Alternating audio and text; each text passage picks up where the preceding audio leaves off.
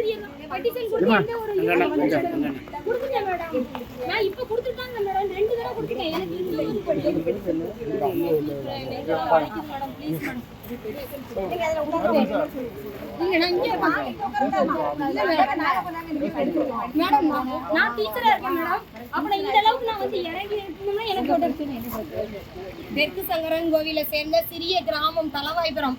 எனது அப்பாவுக்கு ஆண் வாரிசு கிடையாது. நாங்க 2 பெண் குழந்தைங்க தான். எனக்கு பேர் சுடலி என்ற சுமதி.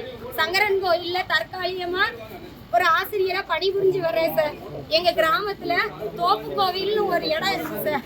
அந்த தோப்பு கோயிலை சுற்றி இருக்கிறவங்க பெண் வாரிசுக்கு இங்க வரவே கூடாது, நீ சொத்தெல்லாம் எழுதி கொடுத்துட்டு போ அப்படின்னு சொல்லி என்னை தினத்தோறும் அடிச்சு துன்புறுத்துனாங்க. 2 முறை கலெக்டர் ஆபீஸ்ல வந்து ஆச்சரியர் எனக்கு வந்து சின்ன கோயிலங்குளம் ஸ்டேஷன்ல இன்னைக்கு 2 ரூபா ஜெராக்ஸ் எடுக்க கூட என் கையில கிடையாது. கொடுத்துட்டேன் மேடம். நான் ஐயா சொல்லிட்டேன்.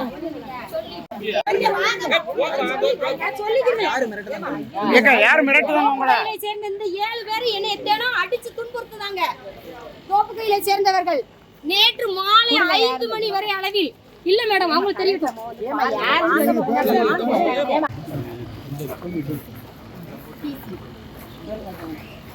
கோயிலுக்கு எங்க வீட்டுக்கு பின்புறம் இருக்க கோயில நான் கும்பிட போகும்போது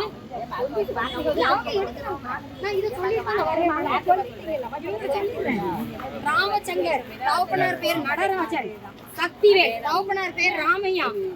இந்த இதுல 2 தடவை நான் மனு கொடுத்திருந்தேன். 2 தடவை மனு கொடுத்திருந்தேன். எனக்கு ஒரு இதுவும் இல்ல.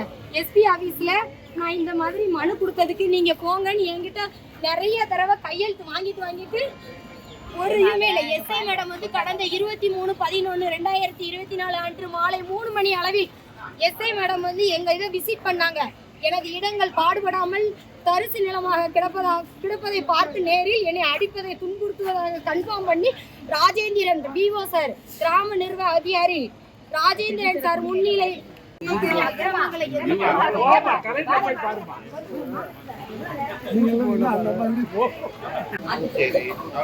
அதே மாதிரி வெளியில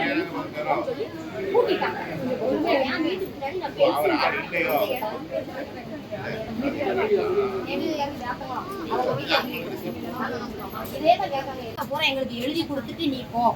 வெளியில எப்படி அந்த மாதிரி ஜாதியை பத்தி பேசுறதுக்கு இவங்களுக்கு என்ன சார் ரைட்ஸ் இருக்கு?